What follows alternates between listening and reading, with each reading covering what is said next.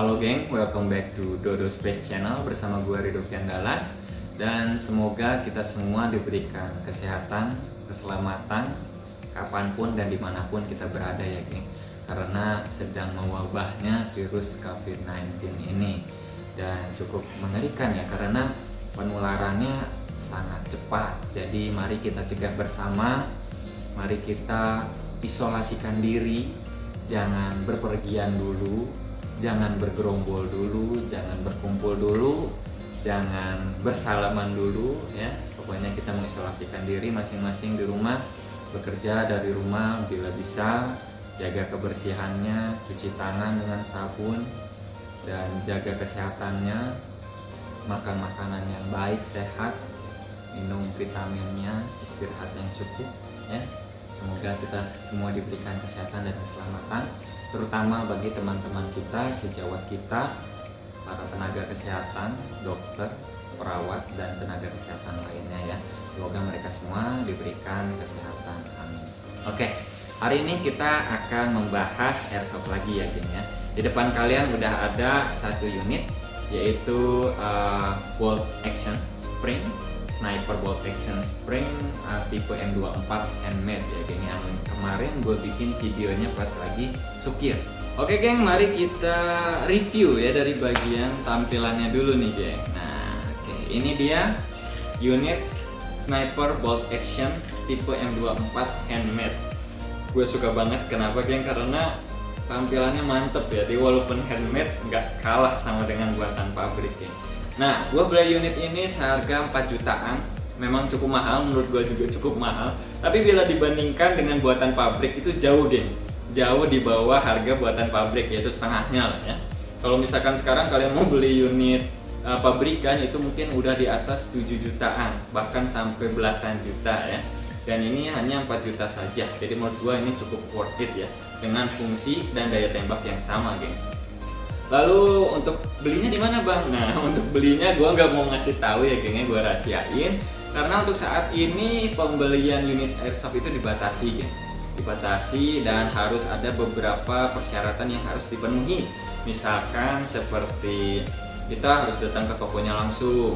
Lalu kita harus bawa fotokopi KK, fotokopi KTP, lalu kartu anggota. Nah, kalau misalkan kalian nggak punya anggota klub airsoft, itu kalian nggak akan bisa untuk membeli unit airsoft ini.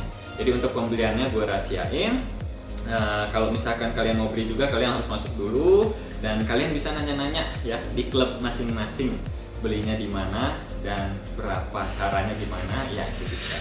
Sekarang kita langsung aja jajalin ke anatominya geng. Nah, untuk bagian depan ya, bagian luar ini adalah barel ya. Untuk outer barelnya di sini gua kasih yellow tip bukan orange tip karena nggak ada solasi yang warna oranye. Lalu kalau untuk dicat juga sayang, jadi gua pakein tape warna kuning aja ya. Nah, untuk outer barelnya sendiri dia dibuat dari bahan baja geng. Jadi kalian nggak perlu takut patah ataupun bengkok ya. Ini baja mantep banget. Untuk inner barelnya sendiri dia juga terbuat dari aluminium. Lalu untuk bagian popornya dia terbuat dari kayu mahoni geng. Nah, popornya terbuat dari kayu mahoni. Untuk beratnya sendiri gue udah bandingin sama buatan pabrik. Beratnya nggak terlalu jauh berbeda, cuman ya lebih berat ini karena terbuat dari kayu ya geng. Beda sama buatan pabrik yang terbuat dari nilon ataupun ABS bagus ya. Ini kayu, jadi gak usah takut patah ataupun apa karena ini kokoh banget. Lalu untuk bagian buttstocknya ya, di sini dia bagian buttstocknya juga kayu, ya, kayu mahoni tambah baja, dan juga di sini dia dikasih karet ya. Untuk buttstocknya dia karet, jadi untuk nempel di pundak kalian nggak sakit ya, nyaman. Dan ini bisa kalian atur panjang pendeknya dari si buttstock sama si stoknya ini, biar kalian nyaman pas mau nembaknya. Ini bisa diatur gunain kunci L ya geng ya. Lalu kita balik aja. Nah, ini untuk bagian chambernya juga dia baja ya. Untuk bagian railnya juga full baja. Dan kalian pasti bingung ini mag-nya di mana ya? Ini nggak ada mag-nya ya geng ya. Ada mag-nya, cuman beda sistemnya. Ini dia menggunakan sistem gravitasi. Jadi menurut gua lebih menguntungkan ya, karena kita nggak usah beli banyak-banyak magazine. Kita cukup satu magazine aja yang udah nempel di sini, dan ini cukup menampung banyak banget BB, geng. Kalau nggak salah bisa sampai di atas 100 kalau nggak salah ya BB-nya itu. Dan cara masukinnya, kalian tinggal buka pintunya lalu masukin BB-nya di sini, geng. Ya, tutup lagi, tinggal kokang ya, langsung tembak dan bisa nembak sepuas mungkin. Kayaknya sampai game selesai juga BB-nya nggak akan habis, geng. Beda sama buatan pabrik yang pakai mag luar. Setelah itu untuk bagian chamber baja udah, rel baja udah. Untuk bagian cocking handle-nya, cocking handle-nya juga dari baja, geng. Cuman rada-rada karatan ya, harus dicat ulang ya. Untuk ini juga dia dibuat dari aluminium, tebel banget ya.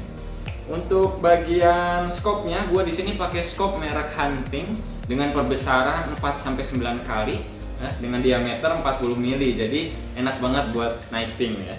Lalu untuk mounting dari scope-nya sendiri, gue pakai mounting tipe F ya. Kenapa? Karena gue suka banget sama modelnya ya. Aneh dan juga bisa jorok ke belakang, geng. Jadi lebih deket pas saat gue mau keker. Nah, kalian juga pasti bingung, ini apa bro? Nah, ini mounting buat kamera, geng. Jadi ceritanya pas awal kemarin gue nyobain pakai kamera recorder dan itu berat banget ya, geng. Berat banget, dan keselnya itu selalu ada penghalang, geng. Karena kita lihat di sini nembus ya, maksudnya sampai musuh kelihatan. Tapi di sini suka ketutupan sama daun.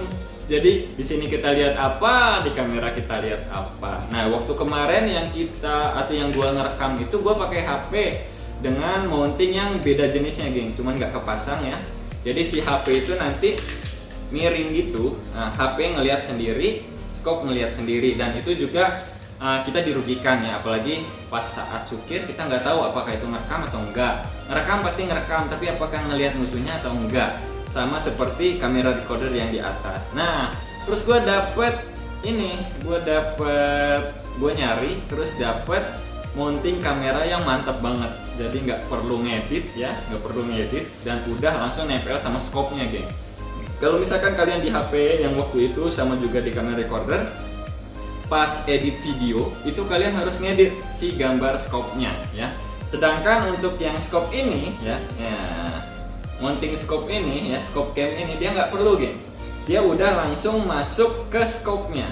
Jadi apa yang dilihat scope itulah yang direkam ya, nggak usah edit lagi, langsung jadi pokoknya. Nah, itu sistemnya mantep banget ya. Orang Indonesia punya, ini lokal punya, dan keren banget. Ini panas banget ya, sorry, geng. Gua pakai vest, pakai sniper hood, pakai baju tempur ya, biar keren aja. Tapi panas ya, minta ampun, gila ya. Jadi ini untuk scope camnya mantep banget ya, geng. Pokoknya kalian harus cari di Tokopedia, banyak banget. Tinggal search aja scope cam dan kalian pasti nemuin ini. Harganya di bawah 200, 140-an kalau nggak salah ya.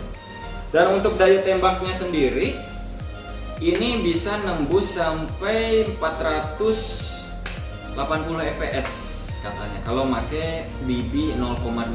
Sedangkan ini gue pakai BB 0,36 nih. Nah, untuk chrono gue nggak punya, jadi gue nggak bisa ngecek FPS-nya berapa ya. Lalu stok udah, buttstock udah, cocking handle udah. Nah, untuk triggernya sendiri, trigger guardnya ini dia pakai plastik ya, plastik ABS. Dan untuk triggernya sendiri dia juga pakai ABS ya, geng. Oke, ini untuk reviewnya ya, mantep banget. Gua udah coba dan ini battle-proof banget ya, geng ya. Sudah teruji betapa mantapnya ini dengan harga setengahnya pabrikan, tapi bisa ngalahin harga pabrikan, geng. Lalu gue juga ada video untuk tes tembaknya ya, sekitar jarak 15 meter karena rumah gua nggak terlalu jauh, nggak terlalu luas, jadi ya cuma sekitar 15 meter.